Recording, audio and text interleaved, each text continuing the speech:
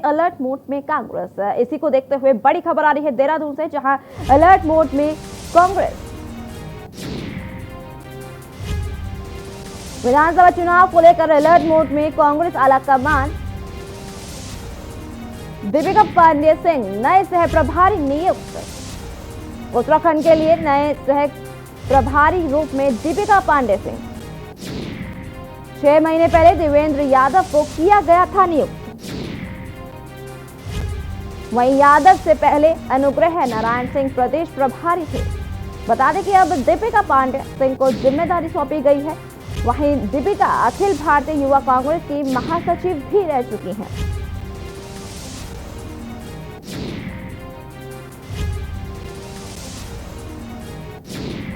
बड़ी खबर आपको दिखा रहे हैं, जहां विधानसभा चुनाव को लेकर अलर्ट मोड पर दिखाई दे रही है अब कांग्रेस। वहीं बता दें कि दीपिका अखिल भारतीय युवा कांग्रेस की महासचिव भी रह चुकी हैं।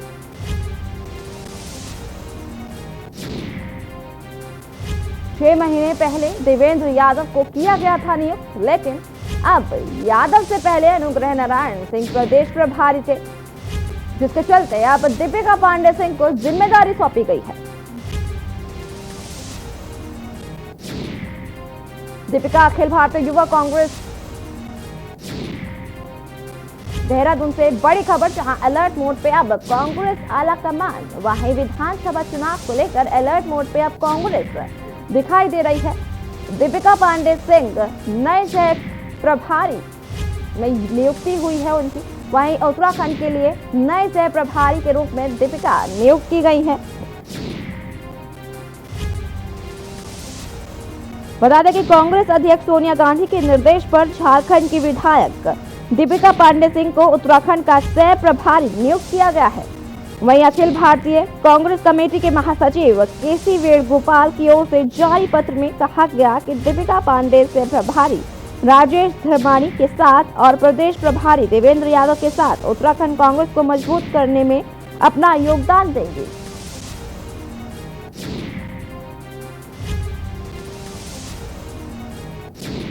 बता दें कि राजेश धर्मानी सह प्रभारी यथावत बने रहेंगे। बड़ी खबर आपको दिखा रहे हैं, जहां 6 महीने पहले देवेंद्र यादव को नियुक्त किया गया था। यादव से पहले अनुग्रह नारायण सिंह प्रदेश प्रभारी थे, लेकिन अब दीपिका पांडे को नियुक्त किया गया है। इसकी जिम्मेदारी दीपिका पांडे को सौंप दी गई है।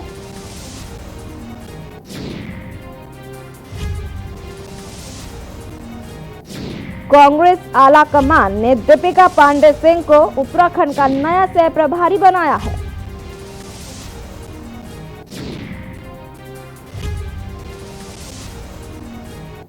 उत्तराखंड के नए सह प्रभारी के में दीपिका पांडे सिंह 6 महीने पहले देवेंद्र यादव को नियुक्त किया गया था। वहीं उससे पहले यादव से पहले अनुग्रह नारायण सिंह प्रदेश प्रभारी थे, लेकिन अब दीपिका पांडे को जिम्मेदारी सौंप दी गई है। इसको लेकर बता दें कि सह प्रभारी नियुक्त किया गया है दीपिका को। वहीं दीपिका अखिल भारतीय युवा कांग्रेस के महासचिव भी रह चुकी हैं। बड़ी खबर देहरादून से दिखा रहे हैं, जहां अलर्ट मोड पे अब कांग्रेस आलाकमान। विधानसभा चुनाव को लेकर अलर्ट मोड पे कांग्रेस। वहीं दीपिका पांडे सिंह नए सह प्रभारी में नियुक्त की गई हैं। उत्तराखंड के लिए नए सह प्रभारी के रूप में दीपिका पांडे का एक नया चेहरा सामने आया है। वहीं 6 महीने पहले देवेंद्र यादव को नियुक्त किया गया था, लेकिन उससे पहले नारायण सिंह प्रदेश प्रभारी थे। वहीं अब दीपिका पांडे एक नया चेहरा है, जिनको जिम्मेदारी सौंप दी गई है। वहीं दीपिका अखिल भारतीय युवा कांग्रेस की महासचिव भी रह चुकी है। बड़ी खबर देहरादून से आपको दिखा रहे हैं, जहां अलर्ट मोड में अब कांग्रेस आलाकमान। बता दें कि कांग्रेस अध्यक्ष सोनिया गांधी के निर्देश पर झारखंड की विधायक दीपिका पांडे सिंह को उत्तराखंड का सह प्रभारी नियुक्त किया गया है। उत्तराखंड के लिए ये एक नया चेहरा है, जहां सह प्रभारी के रूप में दीपिका पांडे अब नियुक्त कर दी गई है।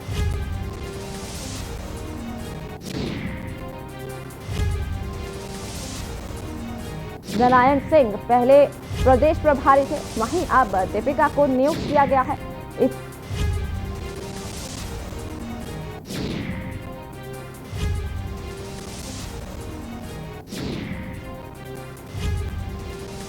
इसी खबर के साथ ज्यादा जानकारी के लिए हमारे संवाददाता हरिद्वार से रामगोपाल जुड़ चुके हैं, वहीं नवाब भी हमारे साथ जुड़ चुके हैं देहरादून से। नवाब से जानना चाहेंगे, नवाब, जिस तरीके से अब गतिविधि देखने को मिल रही है, कांग्रेस आला कमान जो है अब अलर्ट मोड पर दिखाई दे रहा है, क्या पूरी जानकारी है आपके पास?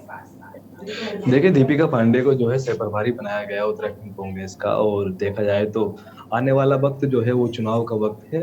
हालांकि ये जो दौर है वो कोरोना का दौर चल रहा है, लेकिन अगर बात की जाए आने वाले वक्त की, तो अप्रैल और मार्च के बीच में जो है ये पॉसिबल है कि जो इलेक्शन है 2022 के वो होने वाले हैं। तो सभी पार्टियां अपनी तैयारियां कर रही हैं। हालांकि बीजेपी ने भी अपने जो इस कोरोना काल में जो है अपने वोटर्स हैं उनको साधना शुरू कर दिया है। वो भी अपना बूथ लेवल पर जो है कार्यक्रम चला रही है और लगातार लोगों के संपर्क में अब उसने आना शुरू कर दिया है। तो वही कांग्रेस को भी पता है कि तैयारियां जो है लगभग 1 साल पहले से करनी होती है। हालांकि वक्त अभी जो है बहुत ज्यादा नहीं बचा है, लगभग 8 महीनों का जो वक्त अभी यहाँ पर बचा हुआ है। तो कांग्रेस भी जो है लगातार संपर्क में है, और जिस तरह से हेरफेर हो रहा है, फेरबदल चल रहा है उत्तराखंड में, चाहे कांग्रेस में हो या बीजेपी में हो, तो ये कहीं ना कहीं जो है इलेक्शन की तैयारियों की निशानी है। क्योंकि हमने देखा कि अभी पिछले कुछ महीनों पहले ही जो है प्रदेश के मुख्यमंत्री त्रिवेंद्र सिंह रावत से फिर बदलकर उनको तीरथ सिंह रावत को लाया गया। फिर जो यहाँ पर संगठन है, संगठन में बदलाव किया गया। जो प्रदेश अध्यक्ष थे उनको भी बदला गया बीजेपी में। हालांकि कांग्रेस में जो है अभी तक इस तरह के कोई बहुत ज्यादा बड़े बदलाव देखने को नहीं मिले। हालांकि दीपिका पांडे को सिर्फ यहाँ पर जो है सह प्रभारी बनाया गया उत्तराखंड कांग्रेस का। तो अगर देखा जाए तो बीजेपी जो है बहुत सही तरीके से जो है चुनावी मूड में नजर आ रही है, जिस तरह से उन्होंने बदलाव किया है। पहली बात तो ये है कि जो तीरथ सिंह रावत को उन्होंने मुख्यमंत्री बनाया, उसके बाद जो प्लेन के जो मदन कौशिक है उनको प्रदेश अध्यक्ष बनाया है। तो कहीं ना कहीं एक डर था कि जो प्लेन में जो वोटर्स हैं वो खिसक ना जाए, तो मदन कौशिक को प्रदेश अध्यक्ष बनाया। जिसके बाद जो है मे बी कि उनकी सोच रही होगी कि जो प्लेन के जो वोटर्स हैं उनको अपनी ओर खींचा जाए, और जो वोटर छिटक रहा है उसको वापस लाने की कोशिश की जाए। तो कहीं ना कहीं अगर दोनों की तुलना करें कांग्रेस की और बीजेपी की, तो बीजेपी पूरी तरह से चुनावी मूड में नजर आ रही है। हालांकि कांग्रेस का बहुत ज्यादा इस तरह का जो है चुनावी मूड नजर नहीं आ रहा। जी रामगोपाल से जानना चाहेंगे, रामगोपाल, जिस तरीके से अब विधानसभा चुनाव को लेकर कांग्रेस जो है अब अलर्ट मोड पर नजर आ रही है, आपके पास क्या जानकारी है?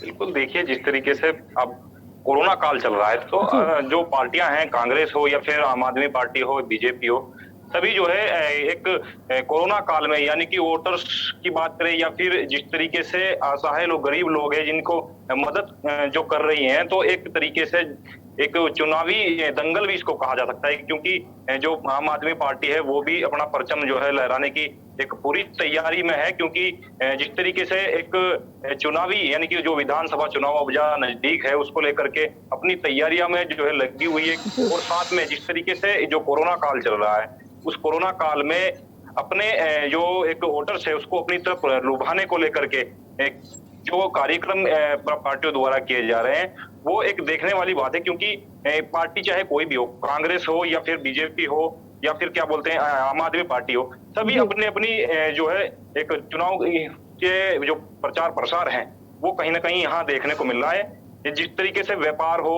क्योंकि व्यापार के साथ भी हर कोई पार्टी चाहती है कि उनका जो चुनावी रण है वो एक मजबूत हो। तो उसको लेकर के कोई भी जिस तरीके की संगठन हो या फिर जिस तरीके से कहा जा सकता है आम आदमी पार्टी या फिर कांग्रेस अपना परचम लहराने को लेकर के एक तरीके से जो किसी का भी कोई मुद्दा बना हो तो उस मुद्दे को जो है उठाने का काम कर रही है। जी बिल्कुल।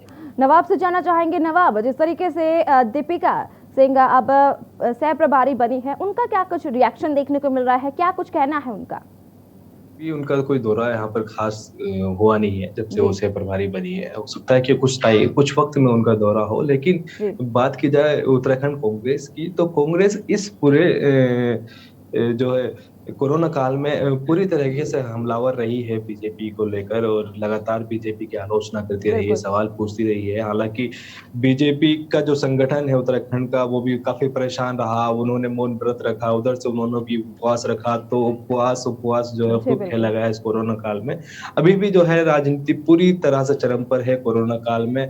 बीजेपी कांग्रेस पर इल्जाम लगा रही है, और कांग्रेस जो है बीजेपी पर काम ना करने का को जी। लेकर सवाल कर रही है। तो बीजेपी कह रही है कि इस कोरोना काल में माफ कर दे, राजनीति के बहुत मौके सामने आएंगे, फिर चाहे जितनी राजनीति है वो कर ले, लेकिन जिस तरह से कांग्रेस इस बार हमलावर मूड में दिखाई दे रही है, तो उससे हो सकता है कि कांग्रेस दिखाने की कोशिश कर रही है कि हम जनता के मुद्दे उठा रहे हैं। और जी, इस बिल्कुल। वक्त जो है एक बेहतरीन विपक्ष की भूमिका की भी बहुत जरूरत है, क्योंकि कोरोना में जो है सरकार से अगर सवाल नहीं पूछेंगे तो सरकार जो है बेलगाम हो सकती है।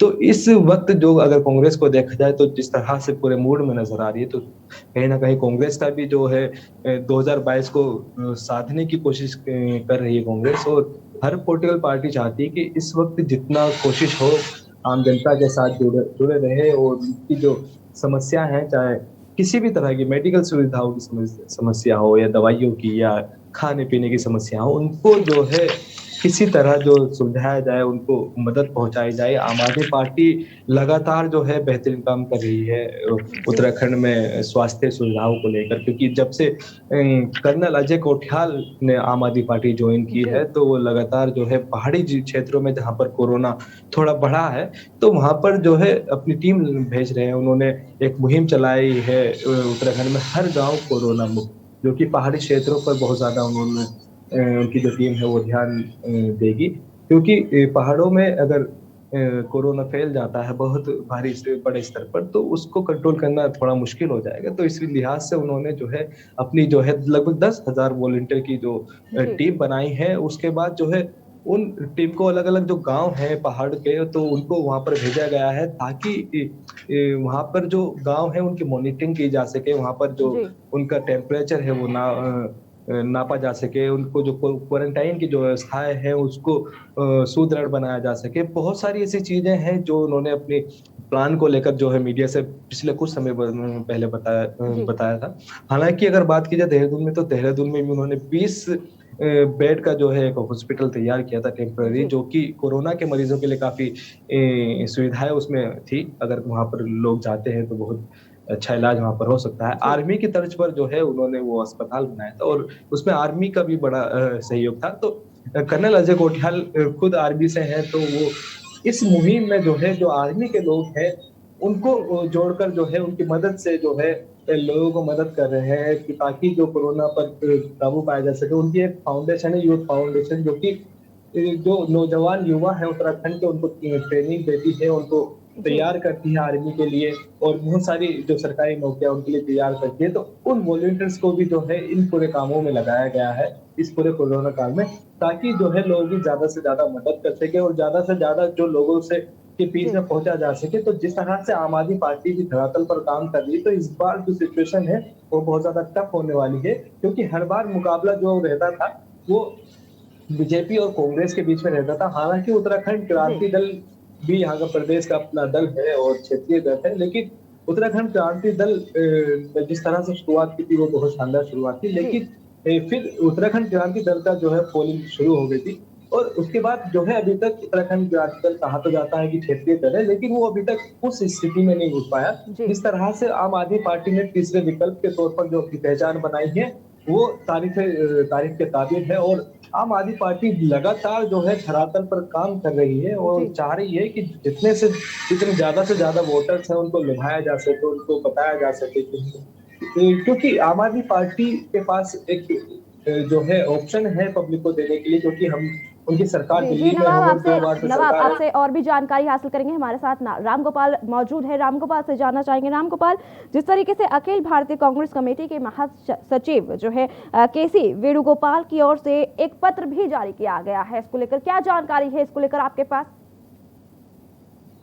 देखिए, बिल्कुल पत्र में जो लिखित पत्र है वो दिया गया है, तो कहीं ना कहीं जो जिस तरीके से कांग्रेस और आम आदमी पार्टी एक चुनावी मोड में है, तो कहा जा सकता है, क्योंकि इस समय जो उत्तराखंड में जो कोरोना काल में जो आर्थिक संकट से इस समय जूझ रहे हैं वो व्यापारी हैं। और व्यापारी जिस तरीके से, क्योंकि जिस तरीके से पहली लहर कोरोना की चली थी, तो उसमें जिस तरीके से प्रधानमंत्री की वो हो या फिर मुख्यमंत्री की हो, तो उन्होंने जो है उनका एक खजाना भरने का काम किया है व्यापार जी।